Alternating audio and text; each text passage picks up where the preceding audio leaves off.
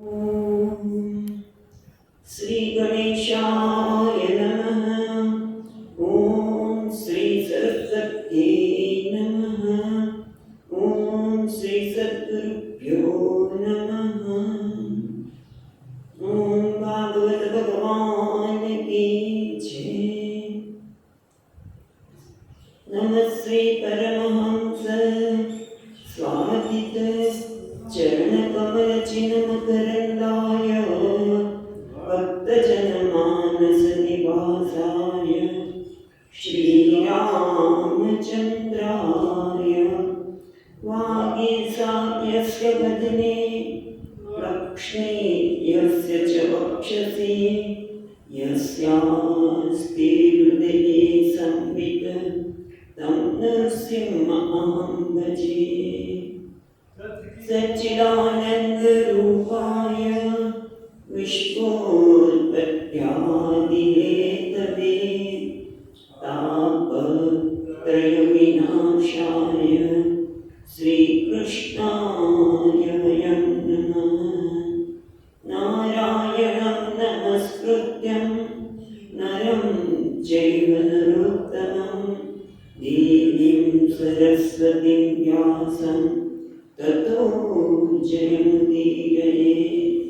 श्रीकृष्णाय वासुदेवाय हरये परमात्मने प्रमतक्लेशनाशाय गोविन्दाय नमो नमः। यं प्रवचन्तमनुपेत्य अपेतकृत्यं द्वैपायनो विहरपात्तय आजुभाव पुत्रेति तन्मयतया तरवोऽपिनेदुः तं सर्वभूतहृदयं मुनिमानतोऽस्मि।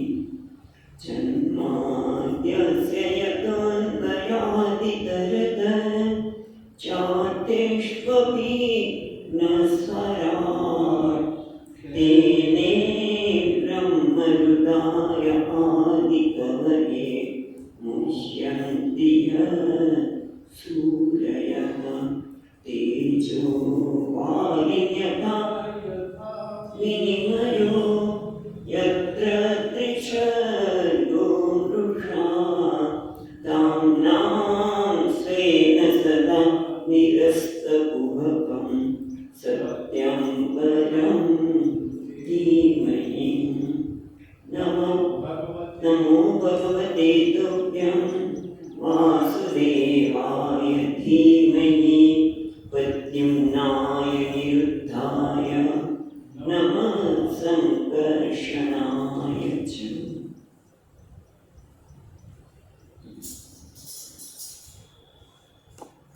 तो अपने बीजा स्कंदना छठा अध्यायમાં ચિંતન કરી રહ્યા છીએ અને એમાં પણ એક આગવી ભાગવતકાળની આગવી પ્રક્રિયા છે જે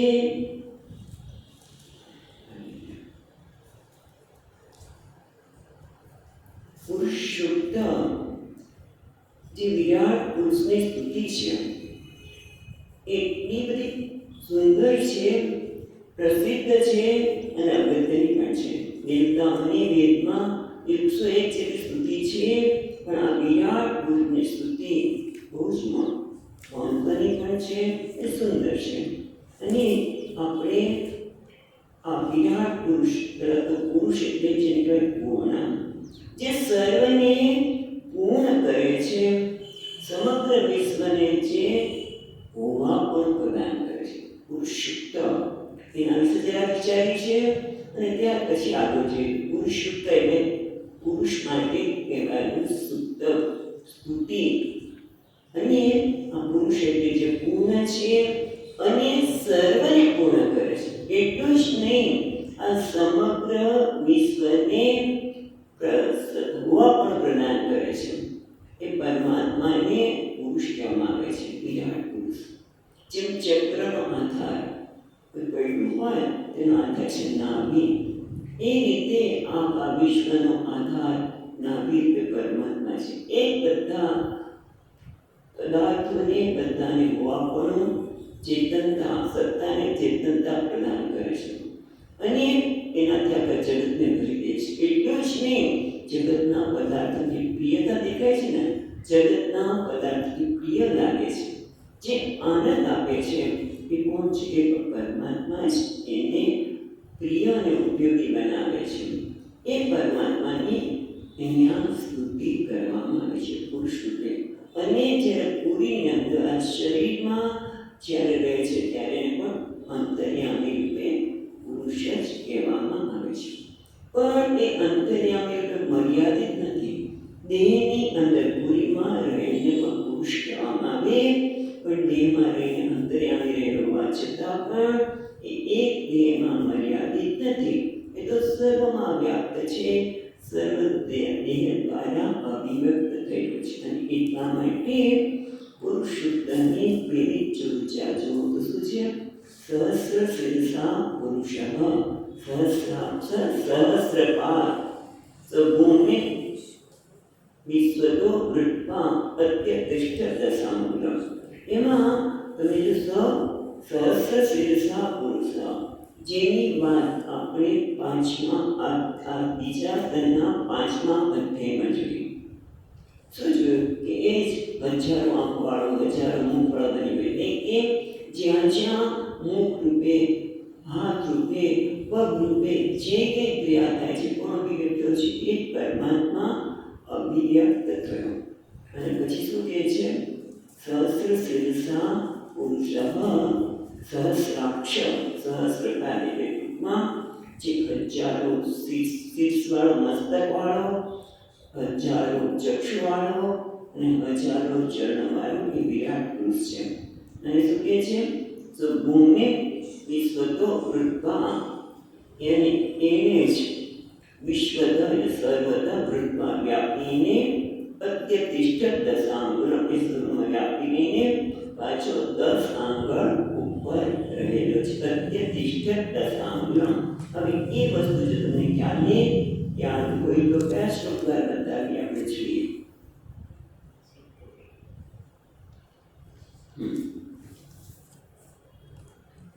એ વસ્તુ આપણને કાલે 16 અને 17માં શ્લોકમાં બતાવી. અને આપણે ગઈકાલે 16 અને 17 શ્લોક જોતા હતા. એટલે આપણે જોયું એ પ્રમાણે કે વિરાટ પુરુષમાંથી આખો જગત કેવી રીતે ઉત્પન્ન થયો. એને સહસ્ર શીર્ષા પુરુષ સહસ્રાક્ષ સહસ્રપાદ, એ આપણે જોઈએ તો પહેલા શ્લોકથી શરૂ કરીને શું છે?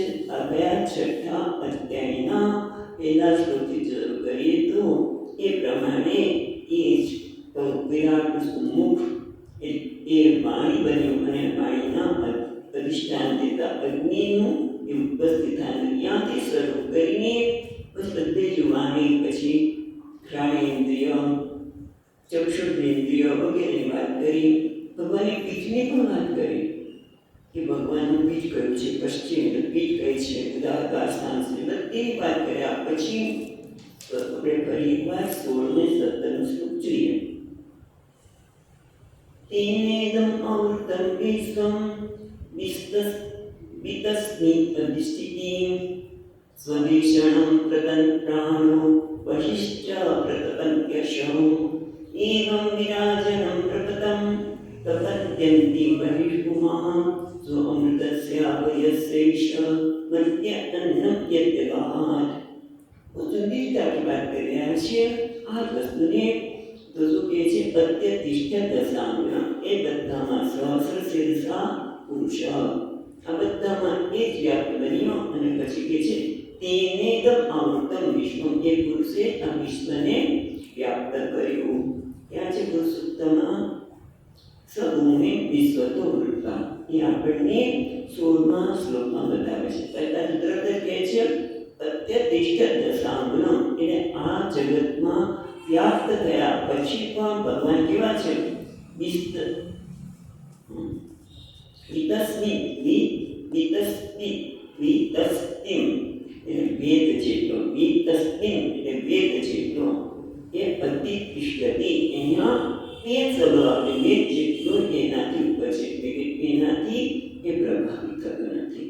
અને એટલું જ નહીં, બીજી લીટીમાં કહે છે સદિષ્ણમ એટલે પોતાના મંડળને શું કહે છે, પ્રતંતમ એટલે આમ તો બાળકો શબ્દ તપ એટલે બાળના નામ તપાવે છે, પણ પ્રચલિત પ્રજાળે છે કોણ, પ્રાણ. પ્રાણ એટલે કોણ, તો કે સૂર્ય. અસો પ્રાણ આદિત્ય, અસો વા આદિત્ય પ્રાણ. શાસ્ત્રમાં શ્રુતિમાં કહ્યું છે કે અહીંયા એમણે સ્વદિષ્ણમ પ્રપંતમ પ્રાણ. પ્રાણ એટલે સૂર્ય. જેમ સૂર્ય છે એ પોતાના મંડળને અને બહિશ્ચ બહાર પણ બધાને પ્રકાશિત કરે છે, તે આ વિરાટ પુરુષ પણ શું કરે છે, એવ વિરાજમ પ્રપતંતમ, એ પણ આ વિરાટ પુરુષ છે એ બધાને પ્રકાશિત કરે છે, અંદર અને બહાર. વિરાટ પુરુષ અંદર અને બહાર બધાને પ્રકાશિત કરે છે. પણ હજી સુંદર બતાવે છે અત્યતિષ્ઠત દશાંગુલમ, એને બતાવતા કહે છે શું કહે છે, સ અમૃતસ્ય અભયસ્ય ઈશઃ મત્ય મત્ય અન્નમ યદ્દગાત. યદ્દગાત એટલે ઓળંગી ગયો છે, એનાથી ઉપર ઉઠ્યો.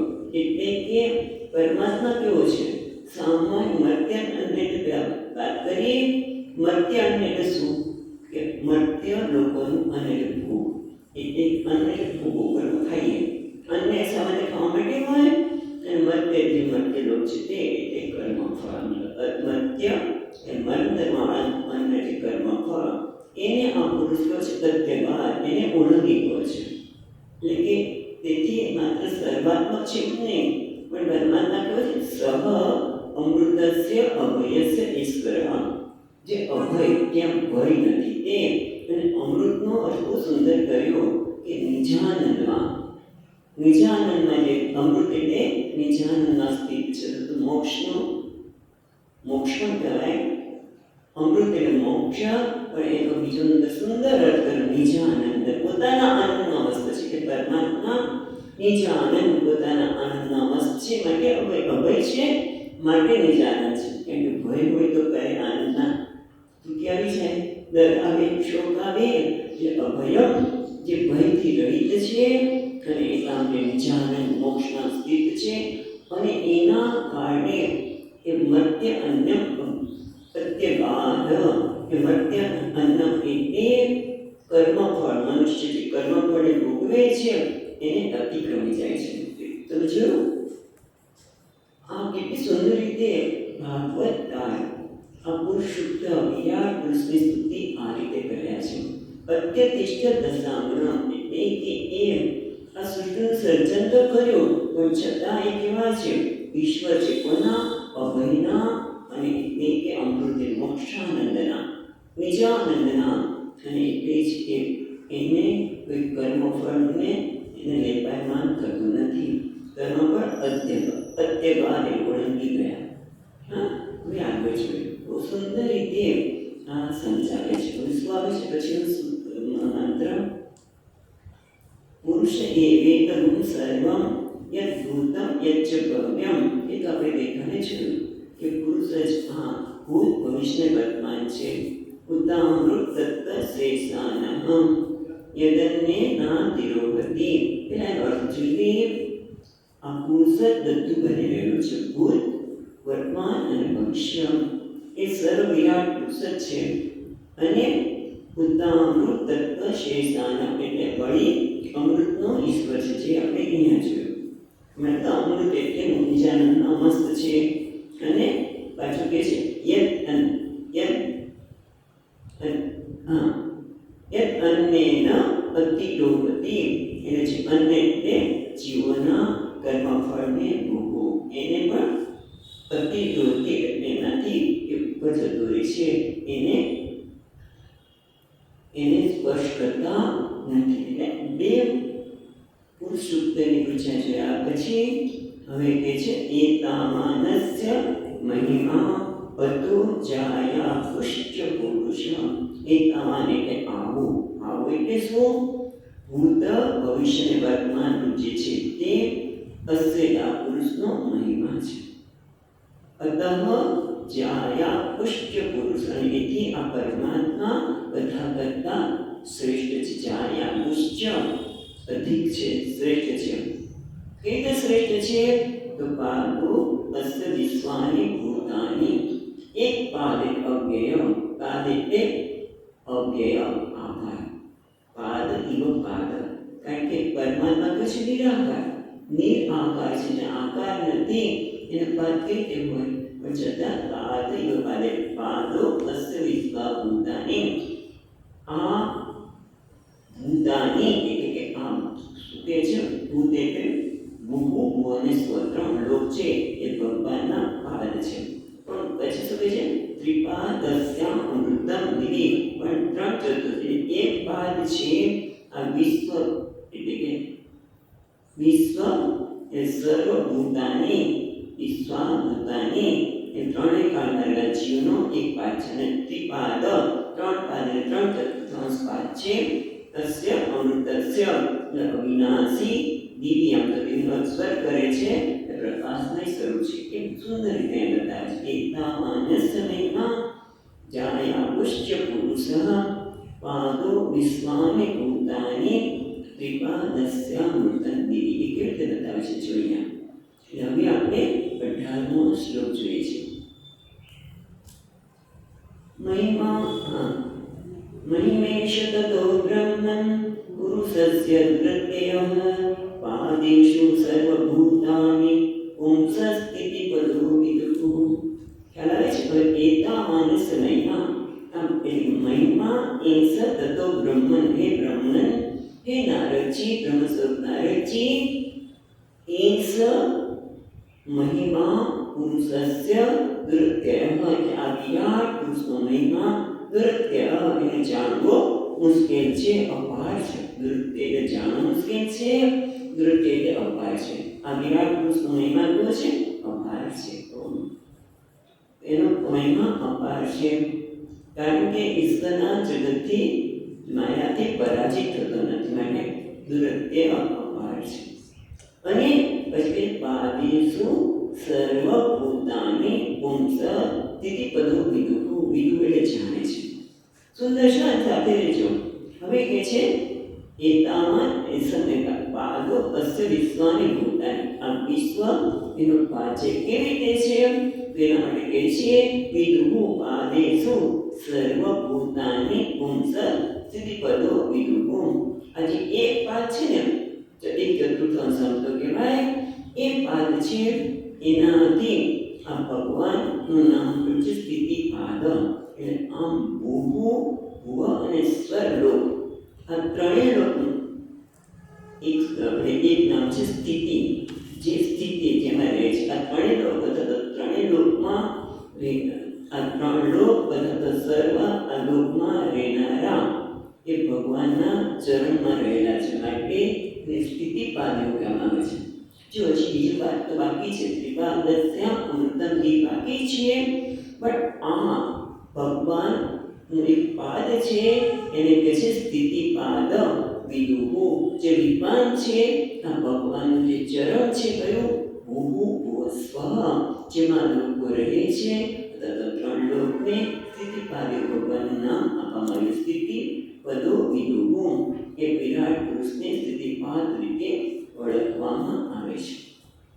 હવે એનાથી પછી શું આવે છે? બાકીનો શબ્દ ત્રિપાદસ્યામ અમૃતં દિવી. એનો બીજો પાદ છે એ કેવી રીતે અમૃત છે, એની કહેવાની રીત પણ બહુ સુંદર છે. 19મો શ્લોક જુઓ. અમૃતં ક્ષેમપર્યં ત્રિમૂર્ધનો અધ્યાય મૂર્ધશો પાદસ્ત્રયો વૈશ્વાસન અપ્રજાનામ આશ્રમાઃ અંતસ્ત્રિલોક્ય તત્પરો ગૃહમેધો બૃહત્વતઃ પ્રતઃ. એટલે કે છે પાદો વિશ્વાની ભૂતાની ત્રિપાદસ્ય અમૃતં દિવી. આ ત્રણ પાદ છે, એને શું કહે છે? આ પુરુષના ત્રણ પાદ છે. અમૃતં દિવી અવિનાશી છે, અને દિવ્યનો અર્થ અહીંયા પ્રકાશમય થાય છે. દિવ્ય એટલે સ્વર્ગ પણ થાય, એનો અર્થ થાય પ્રકાશમય. એટલે કે છે કે કે આ ત્રણ પાદ છે એ અવિનાશી છે અને પ્રકાશમય છે. કેવી રીતે? તો કે અમૃતમ, ક્ષેમમ, અભયમ, ત્રિમૂર્તનો અધાઈ મૂર્તસુ. મૂર્તસુ એટલે જોગે છે કે આ ત્રણ અમૃતમ, ક્ષેમમ, અભયમ, ત્રિમૂર્ધો એટલે આ જે ભૂ અને સ્વ છે એ ત્રણ લોકથી ઉપર. કહેવાનું મહર્લોક, અને મહર્લોકથી પણ ઉપર. મહર્લોકને પણ નિત્ય સુખ નથી. જે ભૂ અને સ્વ છે એમાં સુખ છે, પણ કેવું છે? અનિત્ય છે, કાયમ રહેવાળું નથી. પણ મહર્લોકમાં સુખ કાયમ નથી રહેવાનું, એના માટે અમને જોઈએ છીએ. અને ત્યાર પછીના ત્રણ લોક એટલે ગયા તપ, જન, તપ અને સત્યમ. એમાં જે જન છે એમાં અમૃત, ધનલોકમાં અમૃત અવિનાશી સુખ છે. અમૃતમ, પછી ક્ષેમમ. ક્ષેમમ છે એ તપલોકમાં ક્ષેમ નામનું સુખની પ્રાપ્તિ થાય છે. અને સત્યલોકમાં અભય નામની સુખની પ્રાપ્તિ થાય છે. તો મહર્લોકને કેમ છોડી દવાય? તો અહીંયા સરસ કહે છે કે જ્યારે પ્રલય કાળ આવે ત્યારે ભગવાનનો જે સંકર્ષણ અગ્નિ છે ને એ આવશે. આમાં ભાગવતમાં જ 11મા સ્કંદમાં ત્યારે કહે છે કે પ્રલય કાળે ત્રણેય લોકને બાળવાની ગરમીથી પીડાયેલા લોકો મહર્લોકમાં જાય છે. પણ એ મહર્લોકના વસનારા લોકો પણ કાયમ રહેતા નથી, કારણ કે એને પણ જ્યારે પ્રલય થાય ત્યારે એને પણ આ લોકમાંથી જવું પડે છે. એટલે કાયમ મહર્લોકમાં રહેવાનું થતું નથી. પણ એવું કહે છે કે મહર્લોકમાં વસનારો ત્યાંથી જનલોકમાં ગયા, અને જનલોકવાસી પણ ચિંતાતુર છે. એટલે એ લોકો કેવું છે? એમનું સુખ અમૃતમ કહે છે, પણ નામું ટકવાળું નથી. તપલોકમાં અભાવથી ત્યાં ક્ષેમ હોય છે. અને એની આગળ જે ભગવાનના ત્રણેય લોકને બાળનાર પણ મહર્લોકમાં જાય છે ત્યારે મહર્લોકમાં કોઈ પ્રકારનું પીડા ક્યારે સંઘર્ષણ અગ્નિ વખતે, જ્યારે પ્રલયકાળ નામની વખતે ત્યારે કોઈ પ્રકારની પીડા નથી. માટે અભય. ખ્યાલ આવ્યો? ત્રણ શબ્દ કેમ આવ્યા? એટલે અમૃત, પછી ક્ષેમ, પછી અભયમ. એટલે અભયમ એટલા માટે કે ત્યારે કોઈ પીડા હોતી નથી સત્યલોક માટે. ઠીક છે. પછી એ ત્રણ લોકના મહત્તા બતાવતા. કઈ ત્રણ લોક? મહર નહીં, પણ શું છે? જન, તપ અને સત્યમ. એને મહત્તા બતાવતા. એ મહાન છે. કેમ? જો આપણે ગુજરાતીમાં જે છીએ તો ગુજરાતી કઈ ખબર નહીં પડે. શું કહે છે? પાદો ત્રયઃ વહી આસન અપ્રજાનામ ય આશ્રમા. એટલે ભગવાનને પેલા એના 4 આશ્રમ સાથે સરખા છે. વિરાટ પુરુષના 4 આશ્રમ: બ્રહ્મચર્ય, ગૃહસ્થ, વાનપ્રસ્થ અને સંન્યાસ. એમાં પાદાહ ત્રિપાદસ્યામ તંતિ 3 પાદે આનાથી વિનાશી છે. એટલે પાદા ત્રયઃ જે 3 પાદ છે કેવા છે? વહી આનાથી બહાર છે, આસન આનાથી બહાર રહેલા છે. ક્યાંથી? તો એ અપ્રજાનામ. અપ્રજાનામ એટલે જેને પ્રજા, જે પોતે પ્રજા રૂપે જન્મતા નથી. ખ્યાલ આવે છે? જે પ્રજા રૂપે જન્મતા નથી એટલે જ્યારે ગૃહસ્થાશ્રમમાં બાળકનો જન્મ થાય ત્યારે એવું કહેવાય છે કે પિતા જ પુત્ર રૂપે પ્રગટ થાય. પિતા પુત્ર રૂપે પ્રગટ થાય. એવું શાસ્ત્રમાં લખેલું છે કે પિતા જ પુત્ર રૂપે જાય છે. પિતા પુત્ર રૂપેણ પ્રજા રૂપે જાયન્તે. એટલે અપ્રજા એટલે કઈ? તો કે બ્રહ્મચર્ય આશ્રમથી પ્રજા થવાની નથી.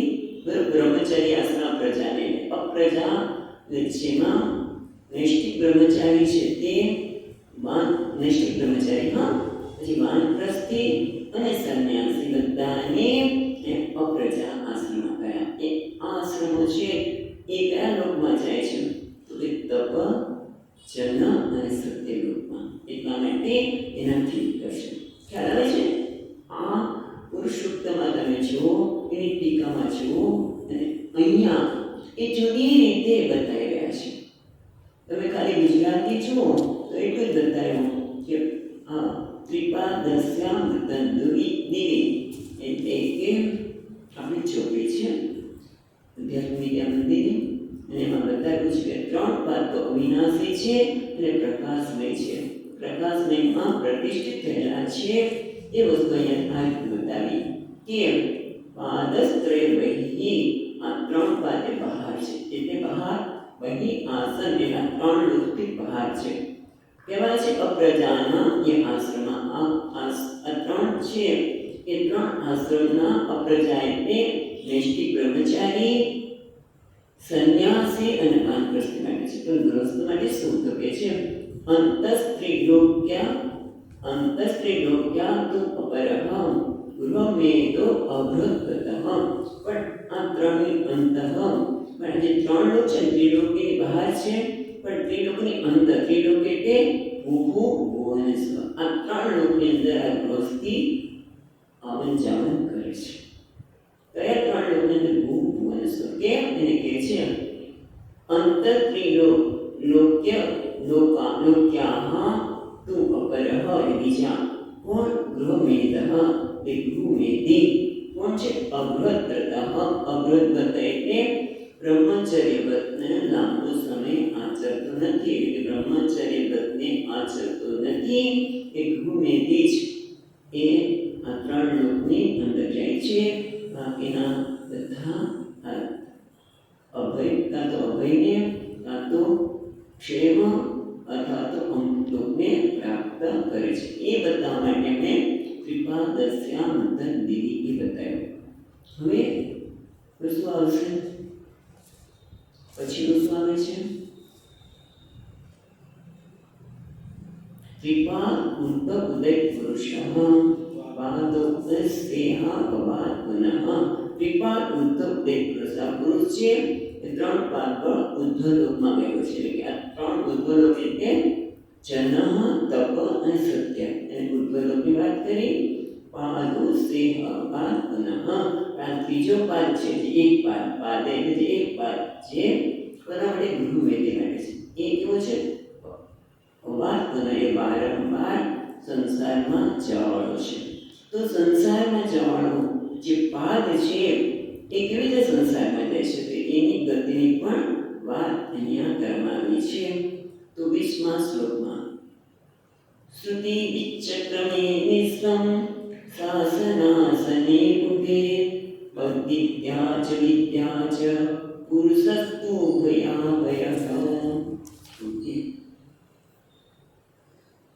એ કયું રહેશે? પછી જો આ તો એક આપણે જોયું. શું જોયું? તસ્માદ વિરાડ અજાયના તતો વિશ્વમ વ્યક્રામત શાસનાસને અભિ. શાસનાસને એટલે શું? સપસનમ અનસનમ કે ભોગવવું, ભોગ અને અભોગ. મોક્ષ પણ આપણે ગુજરાતી શું કહ્યું છે આપણે જોઈએ કે કાર્યરૂપી સંસારમાંથી અલિપ્ત ત્રિપાદ પુરુષ ઉત્કૃષ્ટ સ્વરૂપે સ્થિત છે. એના એક પાદનો જે અંશ છે એ ફરીથી જગત રૂપે પ્રગટ થાય છે અને પછી સજીવ અને નિર્જીવ પદાર્થ રૂપે એ વ્યાપી રહેલો છે. હવે અહીંયા એનો અર્થ શાસના સને અભિ જોઈએ. કારણ કે અહીંયા શું કહે છે? 20મા શ્લોકમાં શ્રુતિ એટલે માર્ગ અને શ્રુતિ બે વચન છે, 2 માર્ગ. કયા 2 માર્ગ? ઉત્તરાયણ અને દક્ષિણાયન. વિચક્રમે એટલે જાય છે. કોણ? વિશ્વમ શાસનમ અનસન. શાસનાસને છે ને એને આ રીતે જોવું પડશે. સઅસન અનસને અસન એટલે ભોગ, સઅસન એટલે ભોગવાળો અને અનસન એટલે મોક્ષ. 2 માર્ગ છે. એક ભોગવાળો માર્ગ છે અને એક ભોગ વગર મોક્ષની પ્રાપ્તિના સાધન રૂપ. એને આપે છે શ્રુતિ વિચક્રમે વિશ્વમ. વિશ્વમ કોના માટે છે? કે જે અનેક લોકમાં આવવા જવાળો છે તે શાસનાસને ઉભે. એ આ 2 માર્ગ એટલે કયો માર્ગ છે? એક ભોગનો માર્ગ છે અને બીજો અસન એટલે મોક્ષનો માર્ગ છે. બંને માર્ગમાં કોણ વિવિધ રીતે સારી રીતે ગતિ કરનારો જીવાત્મા કાં તો ભોગ અથવા તો મોક્ષના માર્ગે જાય છે. કારણ કે કેમ એવું કીધું? કારણ કે યદ અવિદ્યા ચ વિદ્યા ચ પુરુષ તુ ઉભયાશ્રયે. પુરુષ એટલે જીવાત્મા. એટલે કે છે એ કારણ કે એક અવિદ્યાનો એ કર્મનો માર્ગ છે. ઉપનિષદમાં અવિદ્યાને કર્મ કહે છે અને વિદ્યા એટલે જ્ઞાન પણ ખરું, પણ અહીંયા બે માર્ગની વાત કરે છે. માટે વિદ્યા ઉપાસના એટલે કે છે એક બીજો માર્ગ છે ઉપાસનાનો માર્ગ છે. બંને માર્ગના આધારવાળો પુરુષ છે એ જીવ અહીંયા સારી રીતે ગતિ કરે છે.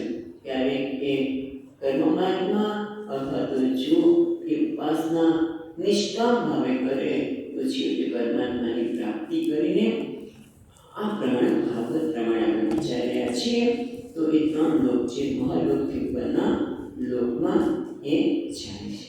જ્ઞાન તો સત્ય મુક્તિ છે, તો એ છે એ જણાઈ જાય પછી એને કંઈ જાણવું રહે નહીં.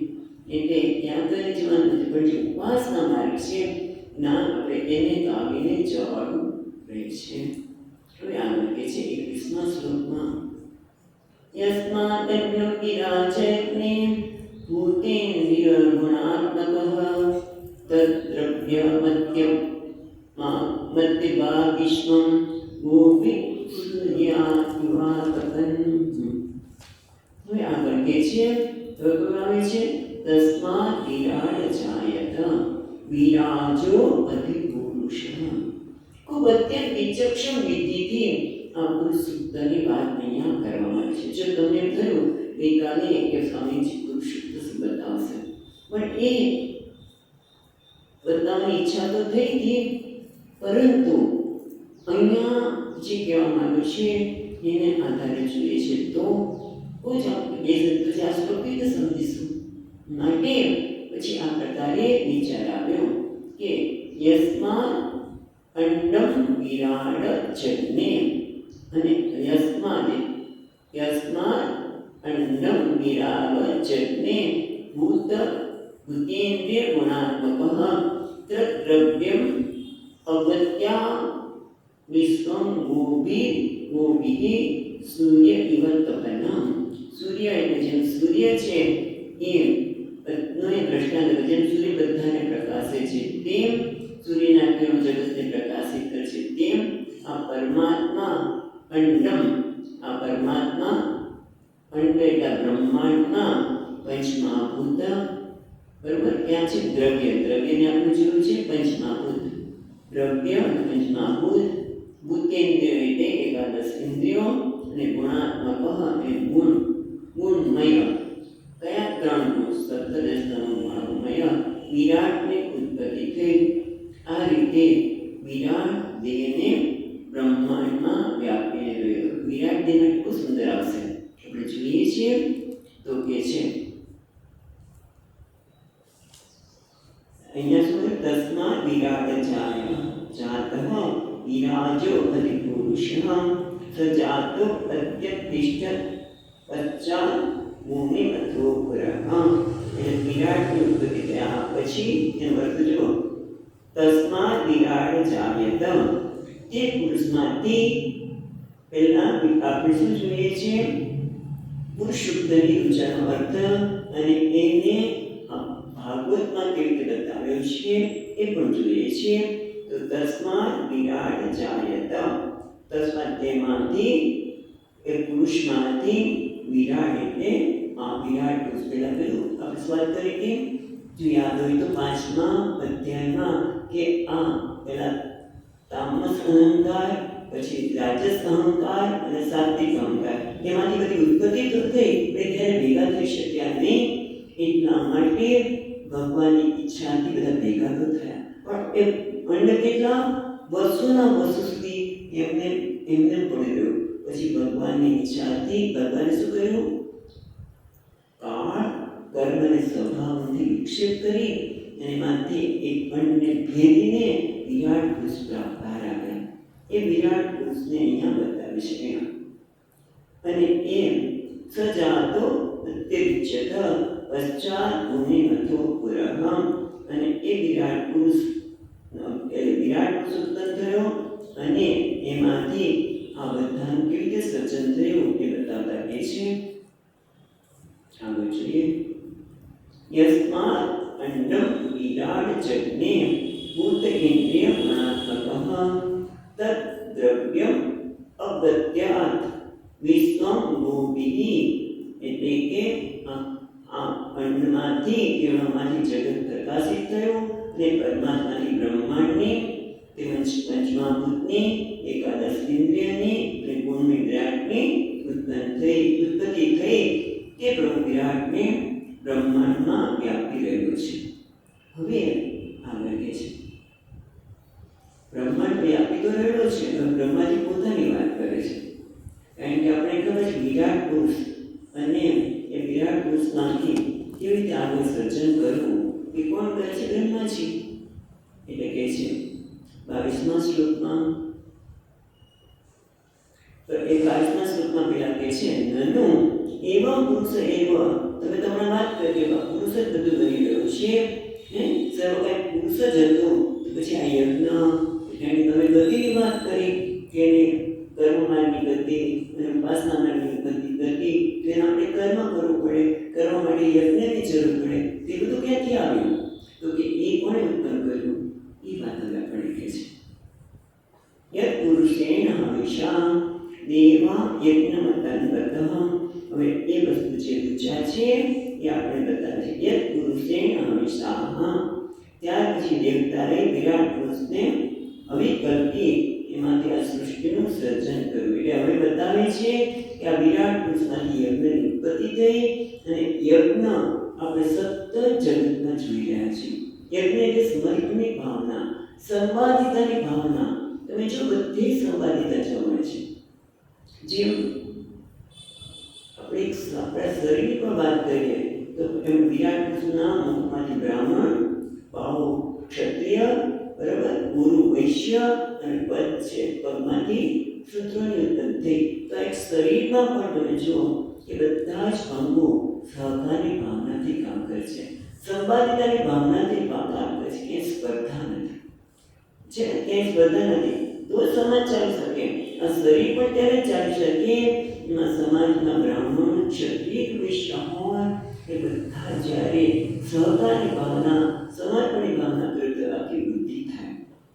એ રીતે અહીંયા આપણે કહે છે હવે જે યજ્ઞની વાત કરે છે એમાં યજ્ઞને સમર્પણ, બધે તમે જગતમાં જો તો સમર્પણ અને સમર્પણમાં કેવી રીતે બન્યું? યજ્ઞના જે જરૂરી દ્રવ્યો છે, સામગ્રી, એ અહીંયા બતાવે છે. પેલા આગળ કહે છે 22મા શ્લોકમાં યદા યસ્ય નાભ્યાત્મનિનાદ અમાસં મહાત્મનઃ નાવિદં યજ્ઞ સંભારં પુરુષા અવૈયાદિતે.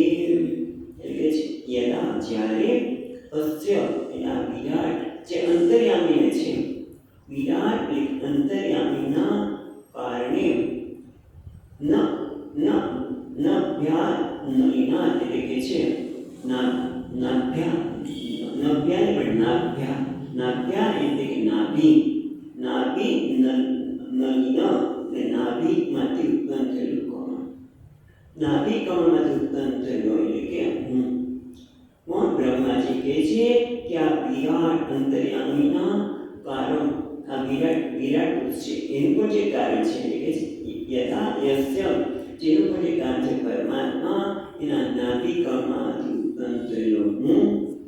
ન વિદમ યસ યજ્ઞ સંભારમ, એ સંભારમ પુરુષના અવયવ સિવાય, આ પુરુષના અવયવ સિવાય હું કશું મને ખબર જ નથી. યજ્ઞના ન વિદમ, જાણતો નહોતો. યજ્ઞ સંભારમ એ યજ્ઞના જરૂરી જે દ્રવ્યો છે એ મને કશું જ ખબર નથી કે આ જગતનું સર્જન કરવા માટે શું કરવું. આમ તો તમે જુઓ તો કથા એ આવે છે કે બ્રહ્માજી પણ તપ કર્યું અને બ્રહ્માજીને તમે કહ્યું કે તમારે આ રીતે સર્જન પ્રમાણે કરવાનું છે. એ વસ્તુ અહીંયા આપણે આ રીતે કહે છે કે જ્યારે યસ્ય મહાત્મનઃ, એટલે આ મહાત્મા પરમાત્માના નાભિકર્મમાંથી ઉત્પન્ન થયો ત્યારે પુરુષના અવયવ વિના અન્ય કોઈ સામગ્રી હતી નહીં. એટલે કઈ યજ્ઞ માટે પશુ યજ્ઞ સ્તંભ, યજ્ઞ ભૂમિ, યજ્ઞ માટેનો યોગ્ય કાળ બધું જ હોય ને. ગમે ત્યારે યજ્ઞ તો થાય નહીં. યજ્ઞ માટે કાળ જોઈએ, જમીન જોઈએ, પશુ જોઈએ, સ્તંભ જોઈએ, પશુને બાંધવા માટે વગેરે. એ હવે આપણને 4 શ્લોકમાં વાત કરે છે. તમે જુઓ 23, 24, 25 અને 26. કેવી રીતે બ્રહ્માજીએ આ યજ્ઞની સામગ્રી સંપાદિત કરી એ આપણને પુરુષ સૂક્તમાં ક્યાં બતાવે છે? તત્પુરુષેણ હવિષા દેવા યજ્ઞમતન્વતઃ. ત્યાર પછી દેવતાએ વિરાટ પુરુષને હવિ કલ્પીને સૃષ્ટિરૂપી યજ્ઞનું અનુષ્ઠાન કર્યું. વસંત ઋતુને ઘી બનાવ્યા, ગ્રીષ્મ ઋતુને સમિત અને શરદ ઋતુને હવિ રૂપે કલ્પવામાં આવ્યા. એ વસ્તુ આપણને અહીંયા જુદી રીતે કહેવામાં આવે છે.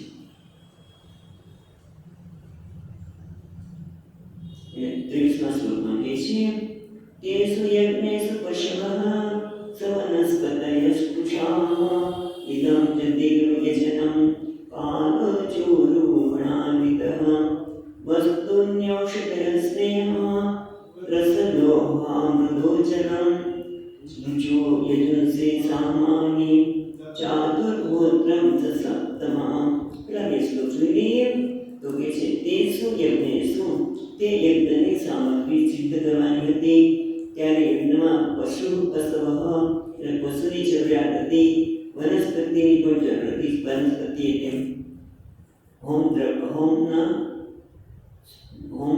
માટેના સમિતની, પછી ગર્ભની, દેવતાને યજન કરવા માટેની યજ્ઞ ભૂમિ, દેવતાને યજન કરવું હોય તો યજ્ઞ ભૂમિની પણ જરૂર પડે. એટલે કે છે તેષુ યજ્ઞેષુ પશવઃ સવનસ્પતય પુષાઃ ઇદં ચ દેવ યજનમ.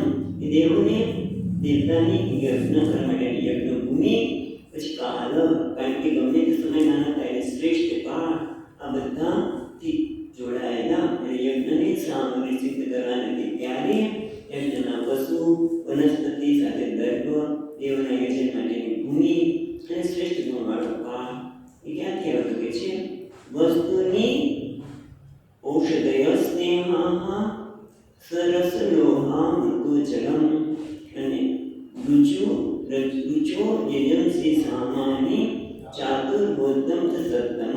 સત્તમ એટલે સત્પુરુષોમાં શ્રેષ્ઠ નારદ. યજ્ઞીય વસ્તુને યજ્ઞીય પાત્રો વગેરે વસ્તુ, યજ્ઞીય પાત્રો વગેરે વસ્તુ, વસ્તુની એનો અર્થ આપેલો યજ્ઞીય પાત્રો વગેરે વસ્તુ, ઔષધય ડાંગર વગેરે, ડાંગર જવ વગેરે જેવામાં આવેને ઔષધિ. પછી કહે છે રસલોહ મૃદોચનમ. એક શબ્દ છે રસ એટલે મધુરાદી છે. રસ હોમમાં બધા મધ વગેરે હોમમાં આવતા હોય એટલે કે રસ એટલે મધુરાદી છે. રસ લોહાની સુવર્ણ વગેરે ધાતુ, પછી માટી તેમજ જળ, આ બધાની પણ જરૂર પડે. અને ચાતુર્હોત્રમ એ 4 બુદ્ધિ. કારણ કે આપણે એકમાં ખબર છે કે 4 બુદ્ધિ હોય: ઋગ્વેદના, યજુર્વેદના, સામવેદના અને અથર્વવેદના. એના નામ હવે જોવા પડશે, કારણ કે આપણે બહુ એની સાથે રહેતા ન હોય. એટલે બાકી યજુર્વેદનાને હોતા કહેવાય અને આપણે બ્રહ્મા કહેવાય. એ બધા નામ આપવામાં આવે. જેની હાજરી, બ્રહ્મા એટલે જેની હાજરી આપણે ખબર છે કે આપણે ત્યાં યજ્ઞ થતો હોય ત્યારે બ્રહ્માનું સ્થાપન કરવામાં આવે. સફેદ કપડા પર ચોખા મૂકીને બ્રહ્માજીનું સ્થાપન કરવામાં આવે. એ રીતે બધા પોતાનું પણ સ્થાપન કરવામાં આવે છે. એટલે કે છે ચતુર્હોત્રમ એ 4 બુદ્ધિવાળા ચાતુર્હોત્રને પણ કરવા માટે આવશ્યકતા હતી. એટલે એને પણ બોલાવવામાં આવ્યા. હવે આગળ કહે છે નામધેયાની મંત્રાશ્ચ દક્ષિણાશ્ચ વ્રતાની ચ દેવતાન બ્રહ્મકલ્પઃ સંકલ્પસ્તંત્રમેવ ચ. એટલે પહેલાં તો યજ્ઞમાં શું શું જરૂર પડે? તો નામ ધ્યેયાની મંત્રાની, યજ્ઞના નામ એમ સ્વાહાકાય, સદાકાય, મિત્રો માટે તો સ્વધા દશા. અને પછી નામ ધ્યાન એટલું જ નહીં, જ્યોતિષોમનો યજ્ઞ, પછી આપણે અશ્વમેધ યજ્ઞ વગેરે યજ્ઞના નામ પછી ઋગ્વેદ વગેરેથી આગળ કહેવામાં આવ્યા છે. યજ્ઞના નામ મંત્રાહ એના યજ્ઞ માટેના સ્વાહા સ્વધા તો બરોબર છે, પણ જે તે દેવતાઓને ઉલ્લેખ કરીને જે તે મંત્ર જરૂર હોય. યજ્ઞ ભજન યજ્ઞ તો ઇન્દ્રદેવને બોલાવવા પડે, પછી પુત્રની પ્રાપ્તિ માટે પ્રજાપતિને બોલાવવા માટે બોલાવવાના હોય તો એના માટે જે તે યજ્ઞ જરૂર પડે છે. તે ઘણી ખબર ક્યાંથી પડે? એના માટે શાસ્ત્ર પણ છે. એટલે કે છે નામધ્યાનિ મંત્રાશ્ચ દક્ષિણા ચ વ્રતાનિ ચ.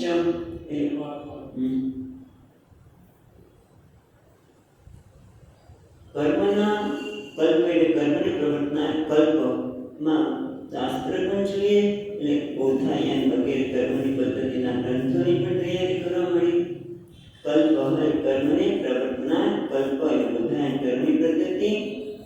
પછી સંકલ્પ, કેમ કે યજ્ઞ ક્યારે થાય? સંકલ્પ કરવા માટે ત્યારે કે હું આ યજ્ઞ કરીશ, સંકલ્પ જોયું. પછી બીજી રીતે દેવતાનુક્રમ કલ્પ સંકલ્પ તંત્રમેવ ચ. અને તંત્ર એટલે યજ્ઞના અનુષ્ઠાનનો પ્રકાર. આ બધું જ ઉત્પન્ન કરવામાં આવ્યું. કોણે ઉત્પન્ન કર્યું? બ્રહ્માજીએ. એ જ્યોતિષોમ વગેરે યજ્ઞના નામ મંત્રો કે દક્ષિણા આપી. કારણ કે દક્ષિણા પછી વ્રત, કારણ કે વ્રતાની કોઈ યજ્ઞ કરવાનો તો વ્રતનું પણ આચરણ કરવું પડે. તે દિવસે લોકોને કહેવામાં આવે કે તમે નીચે જમીન પર સૂવો, ઉપવાસ કરો વગેરે જે કંઈ વ્રત બધું જ આખું પદ્ધતિસર વિચાર કરો. આ કેટલું બધું કામ બ્રહ્માજીએ અહીંયા કર્યું. અને એને એટલું જ કીધું કે એ દેવતાઓને આ વિરાટ પુરુષને વિકલ્પીને સૃષ્ટિરૂપી યજ્ઞનું અનુષ્ઠાન કરાવ્યું. પણ એટલે અહીંયા એના માટેના વિસ્તારથી વાત કરે છે કે યજ્ઞ માટે પશુ, વનસ્પતિ, પુષ્પ વગેરે જોઈએ, દેવતાની ભૂમિ જોઈએ, યોગ્ય સમય જોઈએ. એટલું જ નહીં, હે સદપુરુષે યજ્ઞ પાત્રો વગેરે વસ્તુઓ, ઔષધિ, પછી ઘી રસ એટલે ઘી, સ્નેહા એટલે ઘી, પછી રસ એ બધા છ પ્રકારનો મધુર રસ, પછી લોહો એટલે સુવર્ણ ભસ્મ વગેરે પણ જોઈએ, જળ પણ જોઈએ, અને 4 હોતા પણ જોઈએ. ચતુર્વ્યજુ રુચ રૂપે યજુર્વેદ સામવેદ માટે જોઈએ. એટલું જ નહીં, પણ એના માટે યજ્ઞ દરેક યજ્ઞનું પોતાનું નામ હોય, એના મંત્રો હોય, એની દક્ષિણા, અને જે તે યજ્ઞના વ્રતની વાત થવામાં આવે એના માટેના દેવતા, એના માટે કલ્પ એટલે એના માટે શાસ્ત્ર, બોધાયન વગેરે શાસ્ત્ર. એને સંકલ્પ પણ કરવો પડે કે હું આ યજ્ઞ કરીશ. અને પછી તંત્ર યજ્ઞ અનુષ્ઠાનનો પ્રકાર, આ બધું જ કહ્યું. પછી આગળ છે દોસ્તો ગતયો મતયશ્ચૈવ પ્રાયશ્ચિત્ત સમર્પણમ પુરુષાવયા વૈરેતે સંભારા સમૃતામયા. હવે એટલું પૂરતું નથી. ગતય મતય, ગતય એટલે વિષ્ણુ ક્રમ વગેરે, અને મતય દેવતાનું ધ્યાન. ગતય એટલે વિષ્ણુ ઉત્ક્રમે વગેરે, એટલે કે યજ્ઞના અંતે અવાંતર કર્મ જે શેષ હોય એટલે વિષ્ણુની પ્રદક્ષિણા, એને અહીંયા ગતય કહ્યું. વિષ્ણુ ક્રમ વગેરે, મતય દેવતાનું ધ્યાન.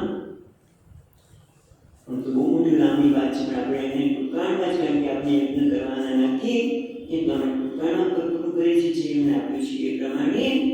અને પ્રાયશ્ચિત પણ તમને ખબર હશે, યજ્ઞ પછી પ્રાયશ્ચિત હોય છે. જ્યાં સુધી કે ભૂ સ્વાહા પ્રાયશ્ચિત માટેના પણ બધા વ્યાહૃતિ દ્વારા પ્રાયશ્ચિત કર્મ કરવામાં આવે છે કે આ યજ્ઞમાં કંઈ પણ રહી ગયું તો ક્ષમાપના, અને પછીમાં સમર્પણ, અને સાથે સાથે પુરુષાવયવાહ યજ્ઞના ગૌણ કર્મરૂપ ગતિઓ, દેવતાનું ધ્યાન, મતિ એટલે આપણે જોયું દેવતાનું ધ્યાન, પ્રાયશ્ચિત અને યજ્ઞના વિશ્વનું સમર્પણ.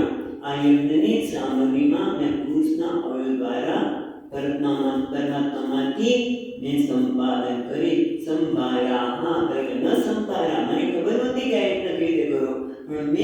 પુરુષના અવયવોમાંથી આ બધા જ અવયવોને સંપાદન કર્યા અને આ રીતે પ્રાપ્ત કર્યા પછી શું કર્યું તો પછી જોઈએ ઇતિ સંવૃત સંભાર પુરુષા અવયવૈરહં તમેવ પુરુષં યજ્ઞં તેને વાય જમીશ્વરમ. એટલે છે સંવૃતાઃ એને સંપાદન કર્યું.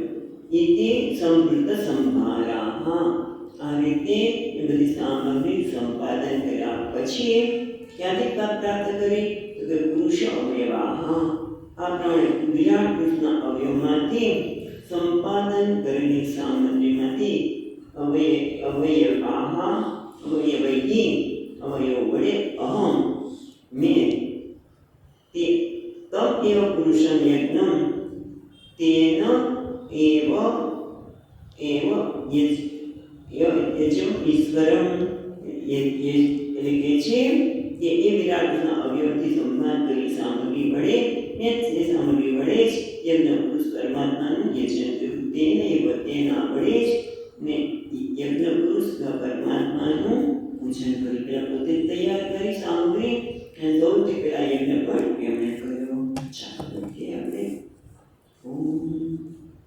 સચ્ચિદાનંદ રૂપાય વિશ્વોત્પત્યાદિહેતવે તાપત્રય વિનાશાય શ્રી કૃષ્ણાય